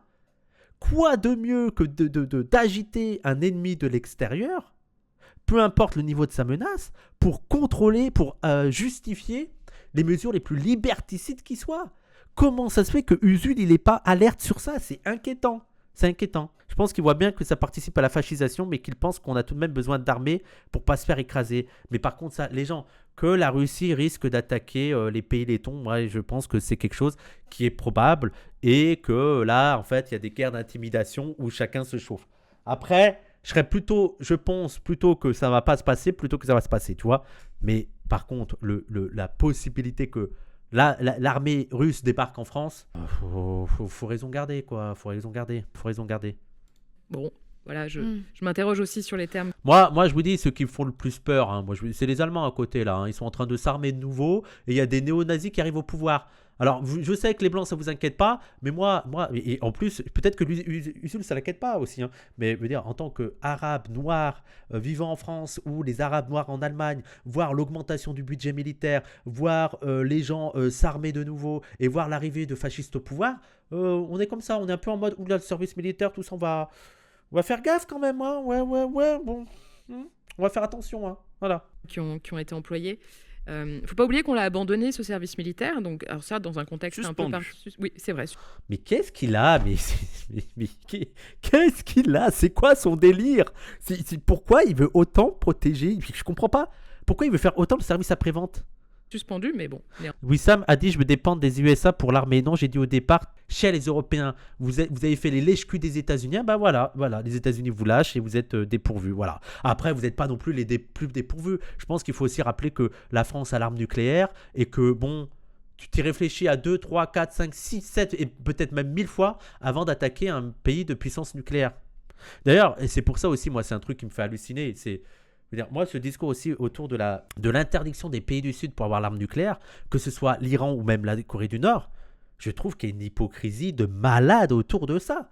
En fait, il y a aussi un discours de comment ça se fait que maintenant les pays qui ont l'arme nucléaire veulent interdire à d'autres pays d'avoir l'arme nucléaire, et surtout, comment ne pas voir, vu les interventions occidentales, vu l'utilisation de l'armée pour imposer un rapport de force, pour imposer un ordre social, pour imposer un ordre économique, comment ne pas voir que pour ces pays, ça peut être perçu comme un moyen, une assurance vie d'avoir l'arme nucléaire. Vous voulez empêcher l'Iran ou la Corée du Nord d'avoir l'arme nucléaire, il faut stopper l'impérialisme.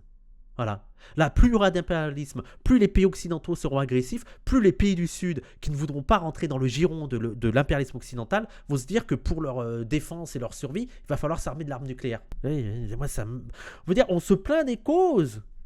Non, c'est quoi le truc, la phrase de l'autre là, sans les conséquences, je sais pas quoi là. On se plaint des conséquences sans voir les causes, je sais pas. Trouvez-moi la citation de con là, j'adore cette citation. Moins suspendu en 97, certes dans un contexte un peu différent, ça c'est sûr, mais il y avait des raisons pour lesquelles il a été suspendu. Notamment le fait qu'il y avait une volonté de professionnaliser les armées. Particulièrement. Et donc en disant on va arrêter ce service militaire. Dieu se moque des gens qui se plaignent des conséquences dont ils chérissent les causes. Voilà, merci. Je trouve que sur l'impérialisme et tout, c'est extraordinaire, c'est excellent. Dieu se rit des hommes qui déplorent les effets dont ils chérissent les causes. Militaire, ça va permettre. Mais on a une armée de métier, une des meilleures du monde. Oui, c'est ça aussi, ce que je dis, c'est que. Et aussi, il faut pas oublier aussi que les militaires, il y a aussi leurs intérêts personnels à eux, leurs intérêts de classe de militaires. Bien sûr que quand on leur dit on va pouvoir qu'est-ce qui est le mieux pour augmenter le budget de l'armée, pour que ces militaires-là aient des meilleurs moyens, des meilleures structures et tout, c'est dire qu'il y a une menace. Faut pas oublier aussi que le champ militaire, les acteurs militaires prêchent pour leur paroisse. Et que c'est sûr que s'ils arrivent, ils disent non mais ça va, vous inquiétez pas, ça va, tranquille, on va gérer. On va dire c'est bon, on vous met moins d'argent, on va plus mettre dans l'éducation et tout. Wow. Non, en fait, je rigole. Là, on a 2 doigts de la guerre. Là, il faut donner l'argent. Enlever à l'hôpital, donnez-nous. Bah oui. Justement, de davantage professionnaliser les armées. Parce qu'ils se rendaient compte que finalement, ça marchait assez mal. Ils n'arrivaent pas forcément à recruter davantage, etc. Et que ça coûtait en plus. Et que ça coûtait en plus. D'où les dividendes de la paix, quoi. On a fait des économies avec ça. Moi, ce que j'ai revu aussi, Mais il est devenu un SOSDEM, mais il va voter pour qui, lui, en 2022, 2027 Il va voter pour qui, lui, en fait? Non, mais c'est une folie. Je suis halluciné. J'ai vu beaucoup aussi dans le débat public qui me semblait intéressant à souligner ici, à la fois politique et médiatique. C'est un peu les nostalgiques de la soi-disant mixité sociale que ça permettait d'avoir, etc. Qui est aussi bullshit as fuck. Il y a d'autres manières de faire de la mixité quand même. Et précisément, c'est ce que j'allais dire. J'adore. Je suis désolé, mais je l'adore. J'adore ses mimiques, j'adore sa façon de parler. Je suis pas forcément d'accord avec tout, mais c'est ma préférée sur le plateau Lumière. Bullshit as fuck. Il y a d'autres manières de faire de la mixité quand même. Et précisément, c'est ce que j'allais dire. Oui, c'est ça l'argument de Frustration Magazine où le mec de l'armée qui a parlé devant les maires, il y avait un risque sur Taïwan en 2027, année de l'élection. Attends.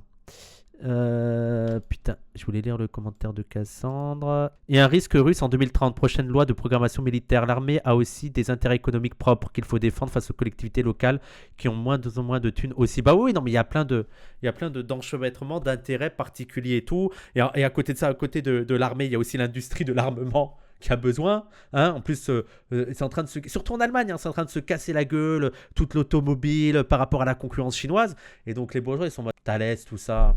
Pognon. Il y a quand même d'autres. Il y a Usul qui arrive qui dit ouais, quand même, non, mais ça va. Service militaire, c'est plutôt cool. Non, il y a quand même la Russie.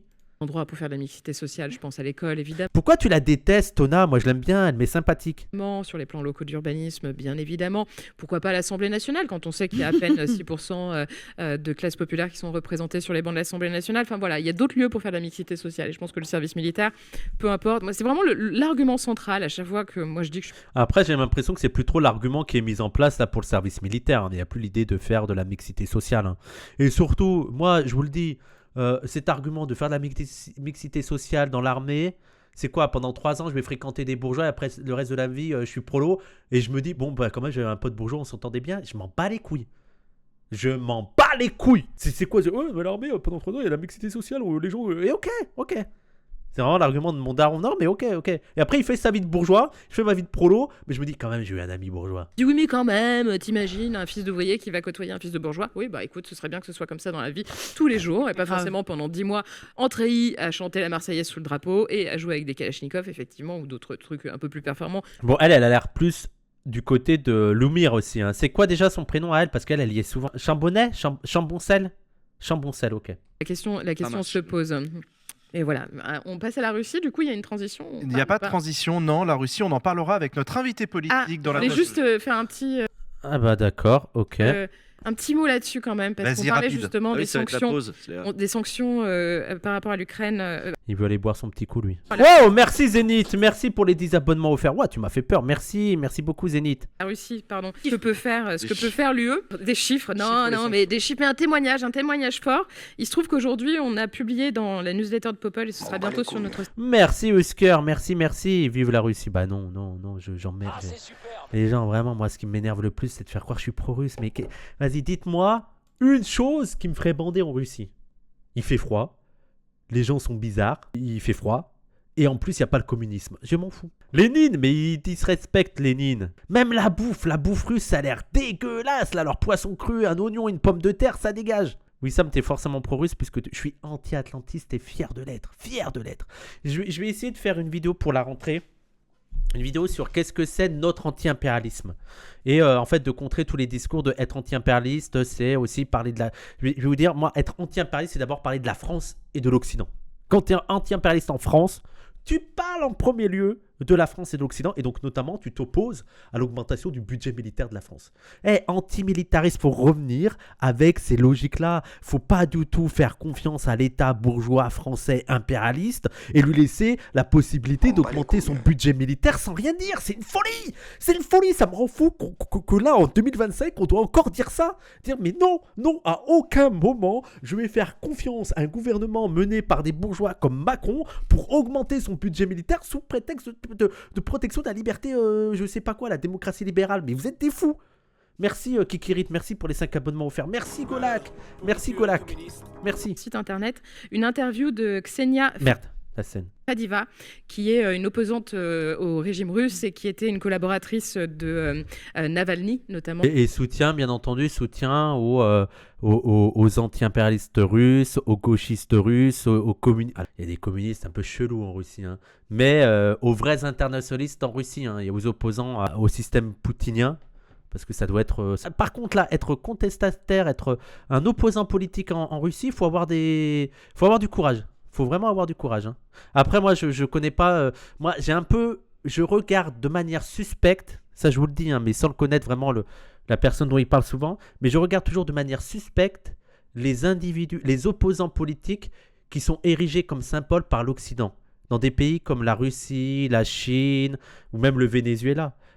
Ça ne veut pas dire que je ne soutiens pas des opposants qui sont réellement révolutionnaires, progressistes, communistes, internationalistes. Mais ceux que l'Occident met en avant, je suis un peu... Oui, Venezuela, cas d'école, comment elle s'appelle? Celle qui a eu le prix Nobel de la paix, là, qui l'a dédicacé même à Trump. Voilà, je suis en mode, ouais, bon. Moi, je suis pour les... Machado, voilà, merci Machado. Voilà, j'ai toujours... C'est bizarre ce que vous mettez en avant, hein. C'est pas les plus radicaux. Hein. Navalny, c'est l'opposant facho occidental, donc c'est vraiment pas le meilleur. Oui, non, mais c'est pas étonnant. Mais je veux dire, vous croyez quoi? Vous croyez que Macron ou l'Europe va mettre en avant des figures opposantes à Poutine qui sont anticapitalistes? Bien sûr que non. Il faut des opposants qui, quand même, préservent les lois de marché, quand même. Hein. Les lois du marché, il y a quand même... Voilà, quoi. Justement. Oui, les opposants choisis par l'Occident, c'est red flag de tout de suite. Oui. 4. Mais c'est pour ça aussi, regardez, l'Europe qui se plaint de l'ingérence russe. Qu'est-ce qu'on a fait au Venezuela? Alors là, c'est encore pire avec les États-Unis et Machado. Vous vous rappelez de comment il s'appelle, Guaido, là? Guaido, on était là en mode, c'est lui le président. Il y avait les Européens et les États-Unis. Ils sont arrivés, ils ont dit, non, c'est lui. On a décidé que c'était lui le président. Mais ouais. Et ça veut pas dire, les gens, je ne suis pas du tout un soutien de, comment il s'appelle? J'ai des trous avec les noms. Le président actuel. J'ai un trou. Maduro, voilà, je suis pas du tout un fan de Maduro parce que même au contraire, il a détruit tout l'héritage de Chavez, il a détruit toute l'aile gauche de son camp politique. Donc je suis pas du tout un fan de Maduro. Par contre, voir des Européens et des États-Unis venir dire aux Vénézuéliens c'est lui le président, non mais c'est pas de l'ingérence. C'est pas de l'ingérence du tout. Hein, c'est pas de l'ingérence. Hein, et vous vous rappelez aussi le discours de Macron à Haïti là il y a quelques mois. Mais vraiment, il leur parlait comme des enfants. Mais il était bien, lui, c'était con. Il y a quelqu'un qui peut me renvoyer la vidéo où t'as Macron qui parle des Haïtiens et t'es en mode, mais t'es qui, frère? T'es qui? Et je rappelle juste, l'impérialisme n'est pas mort, hein, l'impérialisme français n'est pas mort. Hein. Juste, dans quelques temps, il va y avoir, parce que moi, je trouve que c'est une folie. C'est une folie, ça. Il va y avoir le sommet France-Afrique. Et on fait comme si c'était normal. France-Afrique. Non mais... Et ça nous choque pas. Je veux dire, vous imaginez s'il y avait le sommet Togo-Europe, mais là, France-Afrique, ça nous paraît normal. Il n'y a pas de souci, quoi. Ouais, France-Afrique. La France... Ah, franchement, Haïti, en laissant le narcotrafic... Ça, c'est une dinguerie. C'est une dinguerie de dire ça. Regardez, c'est les Haïtiens qui ont tué Haïti. Mais comment? Mais je rappelle la dette qu'a dû payer Haïti à la France. Ça a été une centaine d'années de dette. Ils ont pu la rembourser qu'en 1952. Je crois qu'ils ont terminé à la rembourser. Et ils ont payé, dites-vous que les Haïtiens, ils ont payé parce qu'ils ont osé s'opposer et virer les esclavagistes. Même, hein, la France, pays des droits de l'homme et tout, on leur a mis une facture en mode, ok, vous êtes plus esclaves, mais vous payez. C'est une folie. Et là, il arrive, oui, 52. Il arrive, et après, toutes les ingérences états-uniennes, européennes et surtout françaises en Haïti, il arrive, il dit, c'est les Haïtiens qui ont tué Haïti. Et c'est ce gars-là, il parle de service militaire et d'augmentation du budget de l'armée, et il est en mode, bon, ça va. Bah non, mais il faut lui faire confiance, c'est démocratie libérale. Il va bien niquer ta mère, ouais. En laissant le narcotrafic, et là, ce qu'ils ont fait, le Premier ministre était super, je l'ai défendu, ils l'ont viré. Mais vous direz qu'il parle à des enfants. Mais le Premier ministre, il était super. Il était super, moi je l'aimais bien, et vous l'avez viré. Vous l'avez viré, voilà. Moi, il était super, ce Premier ministre. On vous avait mis un bon Premier ministre. C'est terrible, c'est terrible.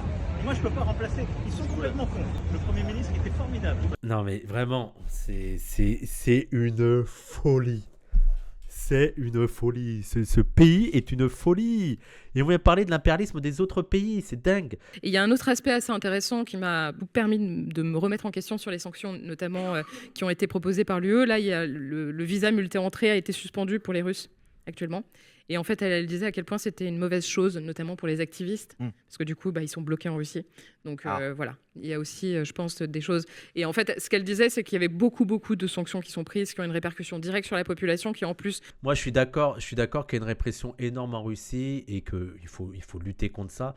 Par contre, ne croyez pas... Les gens, vous pensez que si... Imaginons, scénario... à la Usul, là, on rentre en guerre contre la Russie dans 3 ans. Moi, j'aurais un petit peu peur des libertés fondamentales en France.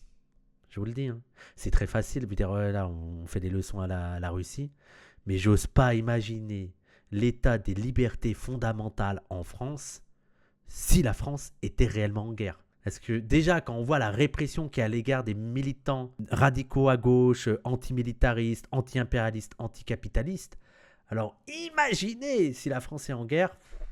Je vous dis, les prisons vont encore plus se remplir. Ah. Je voulais finir. Je crois qu'il y a la suite. Là, je crois qu'ils parlent de la Russie vite fait. Et voilà, donc là, ils vont parler de la Russie. De faire une conscription obligatoire. Manon Aubry, j'ai dit Martine Aubry, pardon. Manon Aubry. Manon. Et un service militaire, et puis on envoie. Ce ne sera pas obligatoire, hein, ça a été annoncé aujourd'hui par Emmanuel Macron. Petite nuance. Ils veulent absolument défendre le truc. Hein. C'est pas obligatoire, mais c'est aussi. Wissam, c'est catastrophique les noms ce soir. Je suis toujours une catastrophe sur les noms. Mais il faut voir aussi par étapes. Les gens, je veux dire, ils vont pas mettre un truc impopulaire direct. C'est toujours par étapes qu'ils vont le faire. Toujours. Et vraiment, moi, je ne crois pas vraiment à une mobilisation générale ou un service militaire obligatoire pour toute une génération parce que ça coûterait trop cher et l'armée aujourd'hui ne fonctionne plus comme l'armée du siècle précédent. Par contre, ce qui peut nous pendre au nez, c'est des réquisitions, c'est que toi, tu vas bosser gratuitement pendant quelques jours pour l'industrie, c'est que on va prendre ton livret, c'est que voilà, là, c'est qu'on va contrôler Internet sur ci, sur ça. Là, c'est des vrais risques qui me semblent plausibles. Voilà. Je vous ai entendu là-dessus. Quand on regarde dans le détail, ce que Emmanuel Macron a annoncé, c'est un truc, en effet, volontaire. Sauf qu'il est dit, c'est comme dans les contrats d'assurance, il faut regarder l'Astérix avec les toutes petites lignes. Justement, il y a une clause qui peut être activée par le Parlement et qui peut le rendre obligatoire. C'est en cas de crise majeure, en l'occurrence. Pardon. Oui, en cas de crise majeure, oui, bon. Le terme est tellement flou que la cas de crise majeure, mais de toute façon, la 5e République, la 5e République, en cas de crise majeure, le président peut prendre tous les pouvoirs. Ah, qu'est-ce que c'était horrible, c'était horrible. Mais voilà, de toute façon, la 5e République en elle-même a un potentiel fasciste de ouf, quoi. En cas de crise majeure, le président peut avoir tous les pouvoirs. Donc, bon. Et donc, ça veut dire quand même quelque chose aujourd'hui de l'effort de guerre dans lequel s'engage notre pays. Et moi, je suis désolée, je ne suis pas d'accord avec ça. Ne serait-ce que... Il y a un truc que vous n'avez pas mentionné de ce que j'ai écouté dans la conversation avant. J'étais vraiment d'accord avec ce que disait Lumière, mais il y a un truc supplémentaire, c'est que aux gamins qui sont un peu perdus, au collège et au lycée. J'ai lu le lendemain des attentats de Charlie Hebdo. Ah ouais, l'ambiance, oui, je ne sais pas imaginer. Merci à MX, merci 425. Merci beaucoup à MX 425. Vous me dites quand Zawa lance. En déroute scolaire, ce qui est extrêmement marqué socialement. Je veux dire, un gosse de riche... on le sait tous qu'il ne va pas réussir de la même manière ses études et dès son collège et son lycée que quelqu'un qui vient des quartiers populaires. C'est sûr. Merci moi Néné, merci beaucoup. N'hésitez pas à lancer le train de l'hype. Allez, on lance le train de l'hype pour le dernier stream du mois de novembre. Allez, et après je vous envoie chez Zawa Prod. Allez, let's go. Vous le voyez là, l'espèce de réunion, de rencontre avec ton conseiller d'orientation. Ah, t'as un peu de mal, le cadre scolaire, c'est pas fait pour toi, mais j'ai un cadre formidable pour toi. Va faire le service militaire, tu vas voir, c'est payé. Ça existe déjà, ça. Oui, ça c'est ce que je disais. Merci Exante pour les 500 bits. Vu qu'il y avait 500 bits, j'ai pensé à Boubou. J'ai déjà dit que ça, c'était déjà la porte de sortie des classes populaires qui étaient en échec scolaire pour beaucoup. L'un des moyens d'avoir du boulot, c'était l'armée. Et l'armée recrutait énormément chez ces gens-là, quoi. C'est chez les personnes prolétaires qui réussissent pas à l'école. Voilà, ça c'est quelque chose qui continue. Ça n'a pas changé. Ça existe toujours. Bah non, il n'y a pas de service militaire. Oui, mais il y a l'armée, mais c'est pas la même chose. Et d'ailleurs, on voit bien qui c'est un sas d'entrée dans l'armée. Les rangs de l'armée. Mais c'est vrai que c'est déjà marqué socialement. Et donc du coup, on va avoir un truc qui est extrêmement... qui va diviser notre population d'un point de vue social. Et moi, je suis désolée, les 900 € qu'on va payer aux jeunes pour aller faire un service militaire, je préfère qu'on les mette dans une allocation d'autonomie pour que les jeunes ils puissent faire des études et qu'ils n'aient pas à travailler. Oui, bah oui, exactement. Oui, il y a tellement mieux à faire de ces 800 balles. 800 balles en plus. 800 balles, tu vas faire l'armée pour 800 balles. Moi, je veux parler à ces jeunes qui sont trop contents d'aller faire le service militaire. Qu'est-ce qui vous motive là-dedans? En plus, comment? À la rigueur, aller dans les années 2000, t'aurais pu avoir un côté un peu ludique parce que t'avais pas les risques de guerre. Comment là, tu peux être plein d'entrain dans le service militaire avec l'état du monde? Je vais dire, ça t'inquiète pas? Boum, boum, pam, pam, vous pensez qu'ils sont comme ça? Moi, je pense que t'en as beaucoup qui sont matrixés par le devoir national, par la patrie, par le sentiment d'être utile. Je sais pas, je trouve ça bizarre. 800 balles, nourri et logé. Ah ouais. Oui, mais alors là, ça serait des gens qui seraient par dépit, non? Il y en a pas... Ouais. Des fans de Bardella, ouais. C'est inquiétant. Et en même temps qu'ils font leurs études. Attends, l'argent quand même bien mieux utilisé. C'est pas la France Insoumise qui propose un service citoyen avec une composante militaire obligatoire? Non, service citoyen, et donc il y a payé plusieurs... au SMIC? Non, alors... Déjà payé au SMIC. Le train de l'hype, les gens, n'hésitez pas, le train de l'hype, ça fait plaisir le train de l'hype. Mais déjà, c'est payé au SMIC. Déjà, premier changement. Et moi, j'avais dit que j'étais pas totalement défavorable à une sorte de service civique, même si pour moi, bon... Voilà, mais si on fait un service civique, c'est des trucs, tu dégages le militaire, quoi. Tu dégages le militaire, il y a tellement de choses à faire pour être utile. Mais après, il y a quelqu'un qui me disait autant faire des emplois, pourquoi pas? Mais est-ce que ce serait pas cool, un vrai service civique dans un pays de gauche où tu rencontres des gens d'horizons différents? Je suis pas en train de parler de classes différentes, hein, mais pendant 2-3 ans, tu pars dans un endroit, tu rencontres des gens et tout, petit service civique pour être utile, et après, tu as... le truc après salaire à vie de Frio et tu peux continuer ta vie, mais tu as eu pendant de 18 à 22 ans, tu as eu cette possibilité de faire ça. Ça peut être cool, non? Je sais pas, je rêve ou pas? Déjà, c'est payé au SMIC, tu fais bien de le préciser. Service civique au Chiapas. Merci beaucoup, Cœur Franc, pour l'abonnement, merci. Ce qui n'est pas 900 € par mois, le SMIC... Faire quoi? Je sais pas, il y a des questions autour de l'environnement, franchement, j'ai pas réfléchi à ça. dans le soin, dans... Me demandez pas, moi j'ai pas réfléchi au programme. Juste tu pars en colo. Des colos pour les grands. Il était un peu utile. Alors, je crois que c'est... Aider les vieux, surveillance de forêt. Mais je crois qu'elle avait fait des prépositions sur ça. Il faudrait faire du vent pour faire tourner les éoliennes. 1424 € par mois, même si on est pour l'augmenter à 1600. Monter des best-of de Wissam, voilà, ça peut être utile ça. 100 €. Et surtout, il y a un objectif qui est double et qui est un double utilité. D'abord pour l'intérêt général, parce que la manière dont on l'avait construit, c'était plutôt type service. Non, mais il faudrait voir peut-être... Non, mais ça à réfléchir déjà. Mais ça, on est dans un monde idéal où il y aurait la gauche au pouvoir et tout. Mais peut-être, tu vois, les métiers les moins... les métiers les moins... Ceux qui sont les plus fuis. Et tu te dis, bon allez, pendant 2-3 ans dans ta jeunesse, t'es bien payé, tu fais ça pour la société avant de trouver... Je sais pas. Ou alors peut-être que c'est injuste pour les jeunes. Civique, donc mission d'utilité générale, mission environnementale. C'est injuste. Non, c'est pas injuste si tout le monde le fait. Si tout le monde, quand tu as de 18 à 22 ans, tu fais 2 ans de ce service-là, et si tout le monde le fait, est-ce que c'est injuste ? Où il y a moins d'entrain pour ça. C'est pas injuste, c'est juste casse-couille. Les Bourges trouveront toujours des moyens pour esquiver ces trucs. Mais les Bourges, ils seront en prison, donc il n'y a pas besoin de parler des Bourges. Tout ce qui est boulot ingrat, chacun fait sa part. Bah voilà, pour moi, c'est ça, les boulots vraiment ingrats. Tu passes, il y a 2-3 ans où tu devras faire ça, comme tout le monde. Oui, voilà, ça doit tourner, mais c'est pour ça, les gens que je parlais de 18 à 22 ans, chaque génération de 18 à 22 ans, tu as 2 ans à faire là-dedans, et tout le monde passe par là, voilà, je peux dire, et on essaye de faire en sorte que ce soit en groupe, tu sais, en forme camp, colonie, mais voilà, je sais pas. Là, je suis vraiment je suis fatigué, je suis vraiment dans le spéculatif le plus total. Et une autre dimension qui permet et qui est plutôt donner une chance d'accession sociale, possibilité de passer son permis de conduire, dont on sait qu'il est extrêmement onéreux. Et là aussi, c'est discriminant socialement parce que t'as pas forcément les moyens de te payer un permis, mais si tu vis en zone rurale, la vérité, c'est que dans une grande partie de la France, tu peux pas vivre sans une voiture. Et donc, la philosophie, l'esprit a strictement rien à voir. Je veux dire, il y a pas derrière, et ce que tu disais tout à l'heure, Léa, sur le timing, clairement, la volonté d'Emmanuel Macron, ça vient juste après le directeur général des armées qui dit qu'il faut être prêt à sacrifier nos enfants. C'est quand même fou qu'il y a quand même le gars qui est venu dire qu'il faudra sacrifier nos enfants. Et qu'on est resté relativement sage. Il y a quelqu'un, il arrive et dit ouais, il faudra peut-être sacrifier. Moi, à la rigueur, c'est l'engagement militaire, l'armée, tout ça. À la rigueur, l'engagement pour la patrie. À la rigueur, c'est un truc que je pourrais respecter et même qui pourrait me convaincre si c'est un modèle social que je partage. Imaginons que là, on est sous la France communiste. Je serais prêt à me battre pour défendre cette France communiste si elle était menacée par d'autres gens. Mais aller me battre pour la République française qui ne me respecte pas, qui me fait galérer, c'est une République française dans laquelle je travaille tous les jours pour avoir un salaire de misère et dans lequel je ne suis pas respecté, dans lequel quand je vais protester pour mes droits, je me fais fracasser par la police, dans lequel il y a du racisme, dans lequel je ne suis pas intégré, dans lequel il y a des patrons qui me surexploitent et tout devient trop cher. Mais jamais de la vie, je vais me battre pour ça. Jamais de la vie. Avant de nous dire de se battre pour quel rêve? Toi, quel truc? Tu veux dire, fais-nous rêver. Faites-nous rêver. Ouais, mourons pour... Mais c'est la phrase de on meurt pour des industriels, en gros. On meurt pour des bourgeois.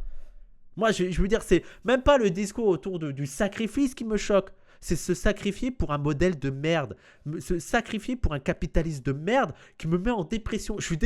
On est tous en dépression dans ce putain de pays et ils veulent qu'on aille faire la guerre pour ça. Mais pourquoi? Pour qu'on retourne dans un pays où on est en dépression. Et il y a aussi, au final, imaginons qu'il y ait vraiment la guerre. Et à un moment donné, il y a la catastrophe climatique. J'imagine pas l'état du monde après la guerre, s'il y avait une guerre.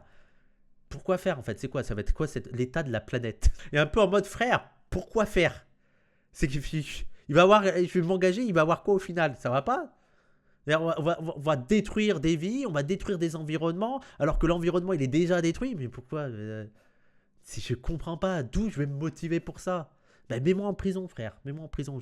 Amène Usul. Usul, lui, il est motivé. Voilà, tu prends Usul et tu prends tous les Usulistes. Tu prends Usul, Glucksmann. Allez faire votre guerre. Moi, je m'en bats les couilles. Voilà, pourquoi faire? Pour rien. Voilà, c'est pas dans mon intérêt à moi. Voilà. Comme conclusion, il faut s'opposer à ce service militaire. Il faut s'opposer à l'augmentation du budget de l'armée. Il faut s'opposer à cette militarisation de tous les pans de la société. Il faut s'opposer à tous ces discours militaires, guerriers, notamment propagés par des gens comme Usul. On ne peut pas compter sur l'impérialisme français pour sauver les démocraties libérales. On est dans un monde de fous. On est dans un monde de fous où on demande aux gauchistes de dire ah oui l'armée française, oui, il faut armer, il faut augmenter le budget de l'armée française qui détruit des vies partout dans le monde et qui en plus en France va participer à nous fracasser quand on va aller manifester pour nos droits. Eh bien tiens le budget, tiens ça. Ici on est antimilitariste, voilà, et on est anti-impérialiste. Et je rappelle la phrase majeure: quand on est anti-impérialiste en France, on lutte d'abord contre son propre impérialisme. Et il y a des gens qui me disent Wissam, t'es l'ennemi de la France. Ça dépend de quelle France. Si c'est la France de Macron, de Napoléon, de De Gaulle, de Ciotti, du RN, ouais, je suis l'ennemi de cette France-là, ouais, et je vais pas faire la guerre pour cette France-là. Par contre, si on avait un Mélenchon président qui voulait instaurer le communisme et qui dirait on prend tout aux patrons, on partage tout aux ouvriers et qu'il y a les pays extérieurs qui nous menaçaient, eh ben, je serais le premier à dire service militaire, on va défendre cette putain de France internationaliste et communiste. Sauf que c'est pas le cas, donc voilà, vous allez me trouver bien au chaud dans mon lit, je vous le dis.